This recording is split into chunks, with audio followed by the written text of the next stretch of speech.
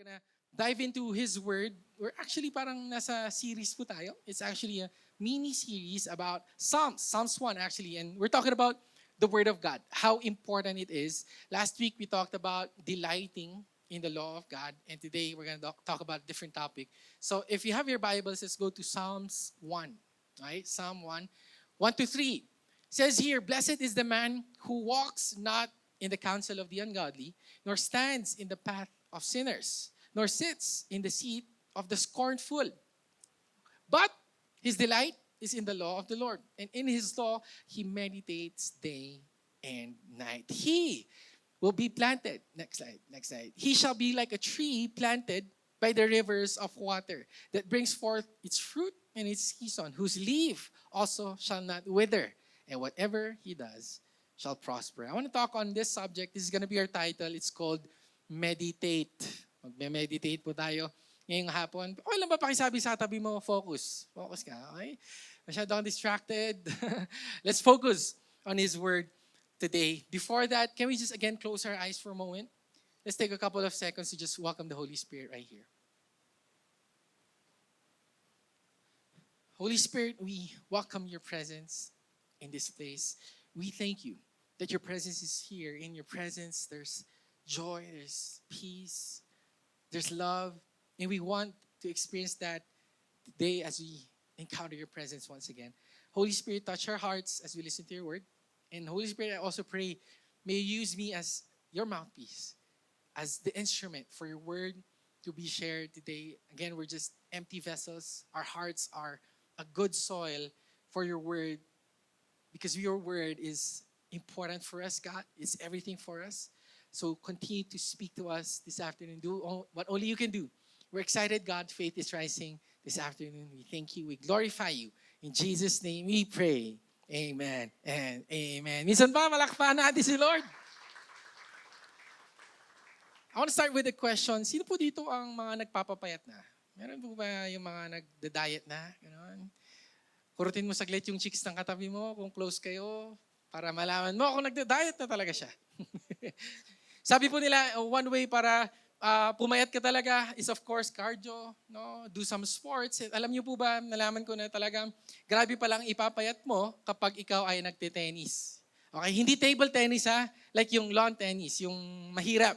And alam naman po natin, actually, just recently, one of the Filipino pride, no, of tennis. Her name is Alex Ayala. Siya po ay lumaban ng tennis tournament, and we're very proud of that. Grabe po yung ginawa po niya, grabe po yung sacrifice niya. And what's interesting about her journey sa tennis po is just recently, siya po yung first Filipino ever to reach the Grand Slam. Kumbaga, isa po siya sa mga finalists. First ever po yun. And then another interesting thing about her journey, recent journey, is that she beat the Wimbledon champion. Imagine niyo yun, parang yung isa sa pinakamagaling mag-tennis, natalo po niya. And of course, another interesting thing about what happened during his journey is the most unforgettable moment was her iconic winning shot. Yan, yung talagang napahiga pa talaga siya. Sabi ko parang hirap na hirap siya. Sabi ko nga, ako nga push up ko lang yun eh. Push up mo isang kamay. Pero grabe no, like it's very iconic. And yung tipong akala mo matatalo na siya, no? But she gave everything, na tamaan niya pa, nanalo pa siya. And she was known for this. And this was her iconic winning shot. And marami po na-amaze sa tira po na yan when she did that. But look at this. Before that happened, it took a lot of practice and focus. Tama? Marami pong marami pong tawag nila na film sessions. Marami pong pag-aaral po yan. And some athletes would say, in order for you to create that kind of iconic shot, it needs to go and replay in your mind 1,000,000 times. Kumbaga dapat iniisip-isip mo yan palagi. Alam niyo po, every Sunday, ang church po natin and some of our young adults and men's ministry, nagbabasketball po kami every Sunday. Okay, 8 to 10 p.m. Sama kayo guys. Marunong mag-basketball, sama kayo. And you know what? Minsan hindi ako makatulog kasi pagka maglalaro kami, ini-imagine ko ako yung makakatira ng tres. Like, di ba? Ini-imagine ko ako yung winning shot. No? And you replay it in your mind 1,000,000 times. Talagang ulit-ulit na sa utak mo yung tira na yan, yung iconic shot na yan. And What's my point? It's because, see, that's leads us to our title. Yan po ang ibig sabihin ng meditate. To meditate is to replay everything in your mind, to think about it, to observe it. Wherever you go, naglalakad ka sa session, no, nagda-drive ka, kausap mo yung sarili mo. Actually, let's look at the word meditate in Hebrew.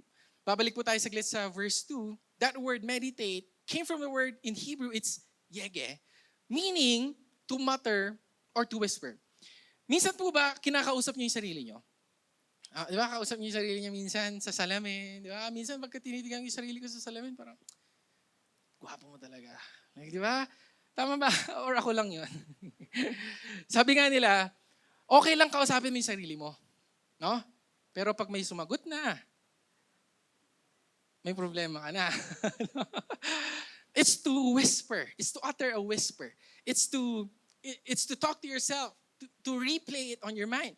And the verse teaches us to meditate on His Word day and night, to replay it in our mind. So, for example, you have a verse. No? May verse ka. Dapat buong araw, wherever you go, papunta ka ng trabaho, lunch break mo, rest time mo, no? Recess, kumbaga, you think about that verse all day long. For example, there's a verse of the day today. It's in Revelations 4:11. Kung may Bible apps kayo, actually yan yung verse of the day today. Sabi po dito, you are worthy. And for the rest of the day, think about that word worthy. Ano po ba ibig sabihin ng worthy? It's worth. It's importance. And sometimes I would think, Lord, ano ba yung pinaka-importante sa buhay ko?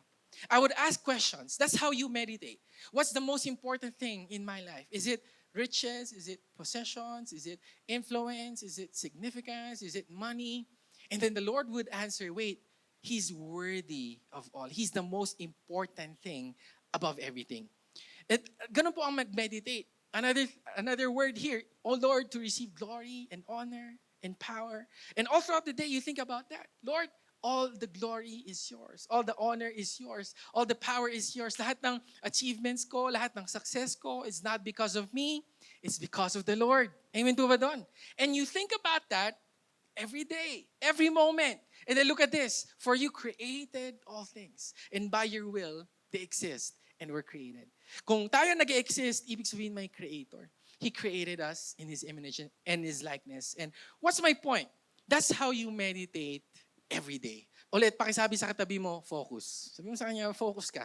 You focus on a word. You think about one word, and that's how we meditate. Now, bakit ba gusto ng Lord na i-meditate natin ang kanyang salita? Bakit po tayo pinupush ng psalmist, no, na kailangan hindi lang po mag-delight in His law, but also to meditate on His word? Why does God want us to meditate on His word? Number one, because He wants you to be established. Gusto niya maging planted ka. Gusto niya founded ka. Gusto niya established ka. And most of the time, nakikita po natin ito sa mga businesses. Di ba? Like for example, a cafe, established 2020. Ganon. Di ba? Parang arte pa 2020. Di ba? And papansinin natin, no? Sasabihin nila, established during this year, pero after 1 year, nagsara din. After 2 years, na-bankrupt, nalugi. If we're gonna ask that question, yun ba ang ibig sabihin ng word na established? And I recently researched on this. What's the definition of established? Let's look at it.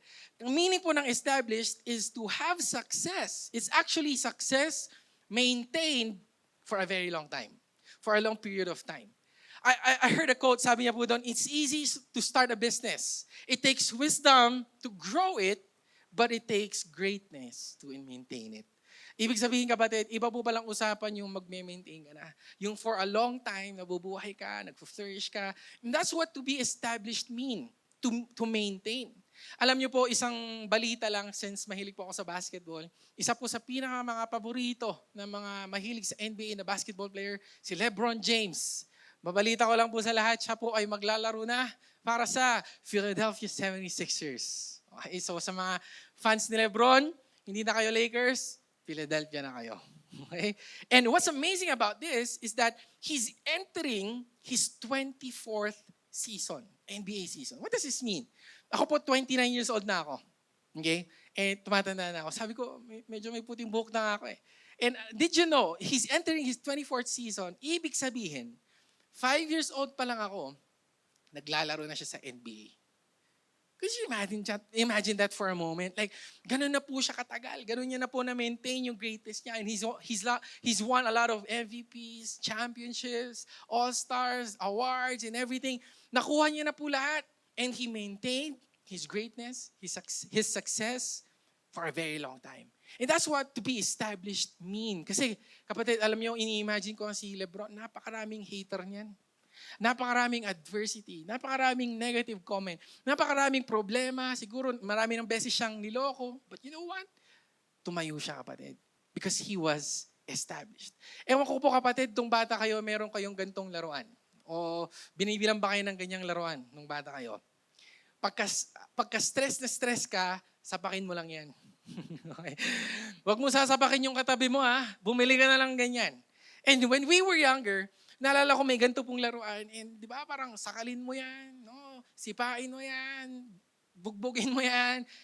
Lulubog siya for a moment, pero kahit anong gawin mo, kapatid, tatayo at tatayo. And that's what to be established mean. Na kapatid, marami mang adversity na dumating sa buhay natin. Marami mang storm na dumating sa buhay natin. But if we meditate on His Word, we're gonna be established. We're gonna be founded. Tayo po ay nakatayo pa rin sa ating Panginoon. Anumang pagkakataon, anumang panahon, pupurihin natin ang ating Diyos. Amen po ba naman? Palapahan nga natin si Lord Church. Come on. If we're gonna go back to His verse, in verse 3, if we meditate on His Word, look at this. He shall be like a tree planted. And hindi po siya basta-bastang naitanim. He's gonna be planted by the rivers of water. At kung ikaw po ay nagtatanim, hindi ka magtatanim sa umaagos na tubig. Bakit? Masisira yung tinanim mo. Masisira yung seed na yon. But look at this. If you're planted, if you are meditated on, focused on the Word of God, you shall be like a tree planted. Na kahit, kapatid, may river, may mga opposition man sa buhay mo, mananatili kang nakatayo. Amen po ba doon? There's actually a story in the Bible. These are the Hebrew boys. Ano po bang mga story po na to? Their names are Shadrach, Meshach, and Abednego. Sabi ko nga, kung magkakaanak kayo, magandang pangalan yan. No? Like, Shadrach. You know, like, nickname niya siguro Shadi or something. Hindi ko alam. Anyway, their story, actually, sa mga hindi po nakakalam, they were teenagers during this time in the book of Daniel. And sila po ay, they are officials of King Nebuchadnezzar. Kumbaga, may mga position po sila because of Daniel. And si King Nebuchadnezzar, he was so prideful, nagpagawa sila ng statwa niya. And sabi niya, whenever a trumpet would sound, lahat kayo luluhod, ha? Lahat. Buong bansa luluhod sa trumpet na to, sa statwa na to. Pero alam niyo po ba, Shadrach, Meshach, and Abednego, these Hebrew boys, hindi po sila nagpatibag. They were full of faith. They were full of the Word of God. Na kahit po may trompeta na tumunog, sila po ay nanatiling nakatayo. Sabi po ni Nebuchadnezzar sa kanila, okay, ganito hindi kayo luluhod Padala kayo sa fiery furnace. Sunugin yung mga yan, sabi sa kanya. And sa sobrang galit ni King Nebuchadnezzar, sabi niya, painitin pa natin 7 times more yung heat na yan. And you know what? They were not full of fear, but they were full of faith. And they remained standing. And church, this is what God wants to happen in your life. Kasi alam ng Panginoon that in this world, there's gonna be tribulations. There's gonna be opposition. Marami pong, kapatid, problema na mapapalood tayo sa kaaway, na mag-obey tayo imbis na kay Lord sa kaaway tayo. There's gonna be temptations. But see, if we're planted and rooted and established in the Word of God, kapatid, if you're full of faith, tatayuan mo ang pangalan ng ating Panginoong Jesus. Amen po ba doon? Palapahan nga natin si Lord Church. Come on, parang, sandali nga. Pakisabi nga sa katabi mo, gising ka. Parang, okay lang ba kurutin mo siya saglit? Parang wala tayong energy today. God wants you to be established, to be planted.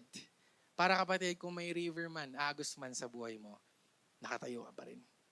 Amen po ba doon? Another thing why God wants us to meditate on His Word, number 2, He wants you to expand. Kung titignan mo yung katabi mo saglit, mukha bang nag-i-expand na yung damit niya? Check mo. Yung polo niya, bumibigay na. Expand. Now, what does to expand mean? Ano po bang ibig sabihin? Neto, like, Yumaman ba? Rumami ba ang mga territory ko, lupain ko? What does to expand mean? Mag-expand ba ang riches ko for my possessions to expand? Ano po bang ibig sabihin nito for me to be rich? Yun lang po ba ang gusto ng Panginoon? Magme-meditate ako, babasahin ko ng Bible para yumaman ako. But look at this. I actually read a quote. Listen, wealth is not about how much you have, but how much you give. It's not about how much you have in your pocket, but it's how much you give from your pocket. Kapatid, minsan na misconceptualize natin ang wealth, no? And sometimes we pray to God, it's a selfish kind of prayer. Lord, bless mo ako, please. Paramihin mo yung ari-arian ko. Gusto ko itong bahay na ito. Gusto ko itong sasakyan na ito. Gusto ko matanggap ako sa trabaho na ito. Lord, gusto ko yumaman. But look at this, you're missing the point. Because the wealth, God wants to bless you, not for you, kundi para sa katabi mo din. Amen po ba doon? Kaya pakisabi sa kanya, libre mo ako ha. Libre mo ako ha. Libre niyo ako sa agape. Libre niyo ako ng Spanish latte and burnt bask. But listen to this. He wants you to expand, hindi para sa'yo, but for you to reach someone else. It's a blessed to be a blessing kind of mindset. Alam niyo po sa bahay, pagka visit po kayo doon, marami po akong mga Nike paper bags doon.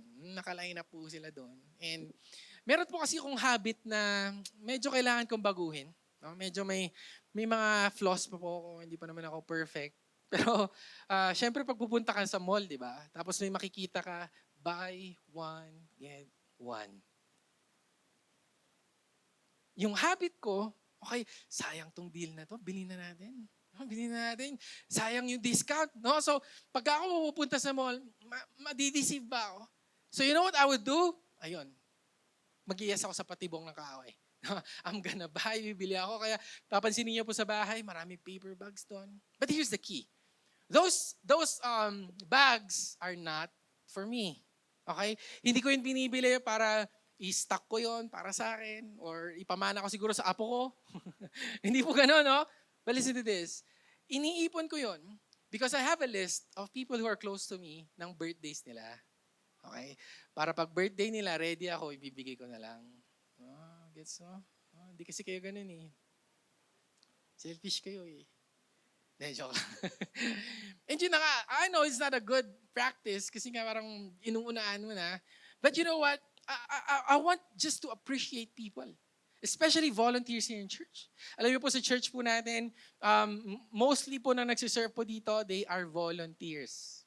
Ibig sabihin, wala po silang sweldo, nagvo-volunteer lang po yan, nagbibigay yan ng oras, ito na lang po yung extra time nila, ibibigay pa nila sa church. So gusto lang po natin as a church to appreciate them. Yay! O, diba? Na-appreciate mo yung katabi mo. Sana nililibre mo yan, kapatid. And that's what I've learned. No? That my blessing, God blessed me with so much, not for myself, kundi para sa neighbor ko. Amen po ba doon? And sana mag-iba yung prayer natin. Lord, i-bless mo ako not only for myself, but for the people around me. Kung babalik tayo sa verse saglit, verse 3, look at this. If you are meditating on His Word, it brings forth its fruit in its season. Magbubunga ka kapatid in season, or out of season. Ewan ko po sa inyo kung napapansin nyo to, no? Pero ako recently, may isa akong prutas na hindi ko na nakikita madalas. Ano yun? Bayabas. Ewan ko sa inyo kung nakikita nyo ba to, no? Pero ako, hindi ko na to nakikita. Kasi nung bata kami, neighbors around us, may mga bayabas sila, ganun, pero di ko na siya nakikita. But I've researched on this, na ang bayabas pala, guava, ay kahit dry season, kahit hindi po yan nadiligan, hindi yan natubigan, gano'n, it can still bear fruit. In season or out of season, it's gonna bear fruit.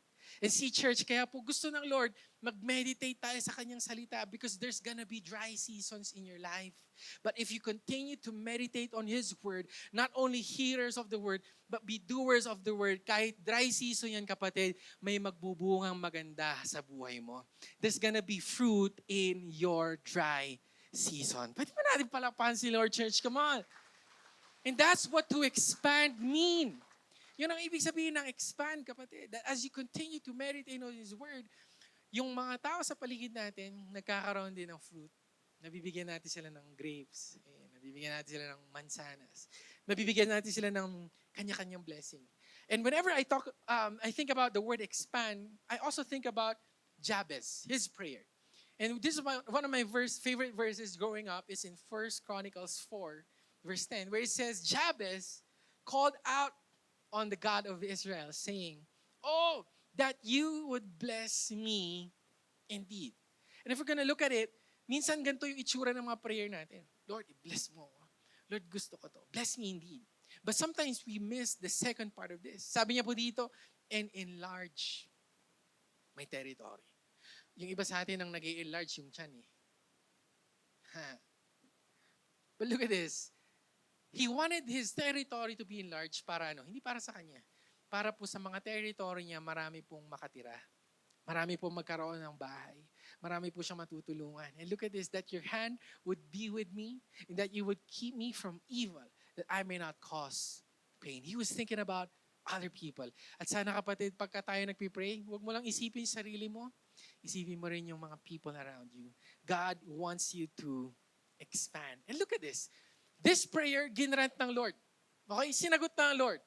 But look at this. If we're gonna study the word Jabez, his name, one step backward lang po tayo, one verse backward, in verse 9, ang name ni Jabez was more honorable than his brothers, and his mother called his name Jabez, look at this, saying, because I bore him in pain. That he was, even though he was born in pain, nagkaroon pa rin siya ng blessing. Sino may gusto ng gano'n, kapatid? Na kahit wala ka sa mood, kahit feeling mo hindi mo season, kahit feeling mo hindi mo pa time, God is gonna bless you. He's gonna bless you indeed. Amen po ba doon? He wants you to expand. Kaya sana, kapatid, mag-focus tayo sa word ng Lord. Let's meditate on His word. And lastly, why does God want us to meditate on His word? Because He wants you to excel. Ano mang ginagawa natin, magiging successful. Ano mang ginagawa po natin is gonna prosper. It's gonna flourish.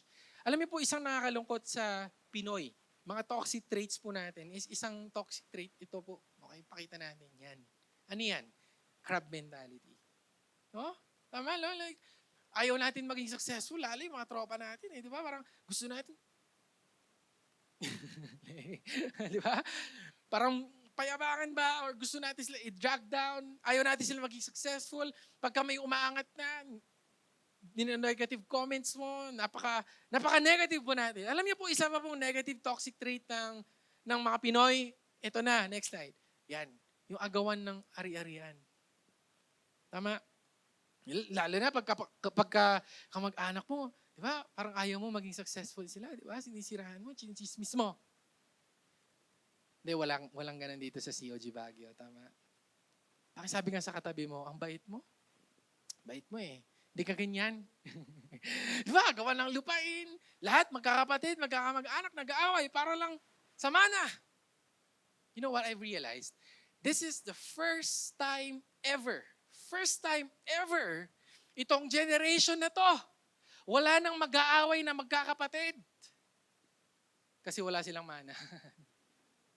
Mahal na lupain nila. Pero pansinin natin, you know, like if someone has something, gusto mo may ganun ka rin. Pagka siya nakakuha ng blessing, gusto mo may blessing ka din. Baguhin nga natin yung saglit, no? Sana pagka COG Baguio, pagka may tao binibless, mas lalo pa natin pag-pray. Amen? Mas lalo pa natin itaas. Pagka yung katabi mo, you know, naging successful, mas lalo mo pa siyang i-support. Amen? Ang church natin, patuloy rin natin i-support. Amen? Nagla-like tayo sa post. Hindi nyo pina-follow nga eh. Hindi nyo pina-follow. If someone is wanting to be higher, to excel, sana i-support natin. For example, ito pa, toxic traits natin. Sasabihin ng tropa natin, magda-diet na ako. Uwe. Diba parang negative? Meron kami nun tropa, mag-start daw siya ng business. Sabihin namin, malilogi din yan. Ulit, pakisabi nga sa katabi mo, huwag kang nega. Huwag kang nega. Why? Because God, ang puso ng Lord, that every one of us will excel. Let's go back to His verse. Verse 3. Let's go back. Ano po sabi sa verse 3? Whose leaf also shall not wither. If you meditate on His word, and whatever He does shall Oof. Gusto ng Lord yan sa'yo. Amen? Gusto ng Panginoon niya that you're gonna excel, that you're gonna prosper, that every works of your hand, kapatid, magkakaroon ng fruit. Magkakaroon ng blessing. Everyone you touch is gonna be blessed by your life. Gagamitin nga ng Lord for them. If we're gonna look at the lives of the disciples, right? Jesus has had 12 close disciples. Sila Matthew, mapapansin po natin, nandun si Peter. But look at this. Na kahit sila po ay uneducated, his disciples were fishermen, they were sinners, zealots, mahihirap lang po yung mga disciples ng ating Panginoon. But God called them. God used them to preach the Word of God, the gospel, the truth. If we're gonna think about it, dapat ang gagamitin ng Lord yung mga may masteral degree, yung mga may PhD, yung mga aral. Pero kapatid, ang ginamit ng Lord, people who are uneducated. But look at this. When they gave His life, when they listened to His words and put them in their hearts, they excelled. Gusto niyo ba yun, kapatid? Na lahat ng gawin natin, lahat ng hawakan natin, it's gonna prosper. And the key is to meditate on His Word. Minsan pa, pwede ba natin palakpakan si Lord Church for a moment? Now, as I end, why do I want to share this message? Why this message? Bakit ba, kapatid, gusto ko ituro kung gaano ka-importante ang salita ng Lord? Why am I teaching about the importance of the Word of God? You know what? I heard and I read a verse. It's in Psalms 102, verse 18. Basahin po natin saglit. Look at this. This will be written for the generation to come, that a people yet to be created, sa ibang translation, not yet born, may praise the Lord. This book was written for the next generation. You know what? In early times, actually, especially in the time of Jesus, Pharisees and Sadducees, wala po silang mga libro noon. The Word of God, the Torah, they memorized it in their hearts, in their minds. Word per word. Walang libro noon, kapatid. Word per word, it was in their hearts. Memorize na memorize po nila yan. Look at this. The verse teaches us that it was written, not for you. Hindi po para sa tayo ay mitaas. Hindi po para tayo ang maging sentro. Kasi ang galing mo, memorize mo. No. This was written for the generation to come. Bakit po napaka-importante na ang salita ng Panginoon nasa puso po natin? Kasi kapatid, isipin natin yung mga generation next to us. People who look up to us. People who see us. And you know what? Just recently, last week, we received the good news dahil po ang aking kapatid ay, next slide, yan, pinakita niya po sa akin yan. And nagka-heartbeat na daw po yung kanyang anak. Praise the Lord. Palakpakan po natin si Lord. My sister who is in Laguna, si Micah, binalita niya po itong news po na ito sa amin. And you know what? It's actually a story. This story is actually a miracle. Dahil ang kapatid ko po, may sakit po siya, yung PCOS. Mahirawan po daw sila magkaanak. And just weeks before, nalaman nila itong news po na to, nagpa-test siya ng dugo. Na sabi ng doktor, hindi na daw po viable ang pregnancy niya. But out of nowhere, nagpa-ultrasound po sila, nagkaroon ng heartbeat. And my sister is now expecting, mag-4 months na po yung bata. And praise the Lord for that. And sige po, palakpakan natin si Lord. And the reason why I want to share this message is because when I saw this, sabi ko sa sarili ko, tito ka na. Alam niyo, inaasar ko si Pastor Bo kanina, lolo ka na. Sabi sa niya. Si Tita Aaron, lola ka na. And I was just thinking about, wait, yes, ako po, single pa naman po, wala pa po akong asawa, wala pa po akong anak. But it's just different. No, na may papanganak from your family. And I was just thinking about this baby, this kid, na may papanganak. And it gives me just like motivation, gives me just joy, more joy to meditate on His Word. Because whenever I meditate on His Word and of course teach His Word, I'm just not thinking about myself. I'm not also thinking about you. I'm also thinking about the next generation. Kanina po nakikita ko yung mga bata, hinahatid po sa third floor. Why do you praise God? Why do you love the Word of God? Para sa mga maliliit na bata. Para may maiwan po tayo sa kanila. And let's go back to the verse. Hindi lang po may maiwan Psalm 102. Psalm 102. Look at that. To be created may praise the Lord. Na sila rin, magpupuri rin. It's for the next generation.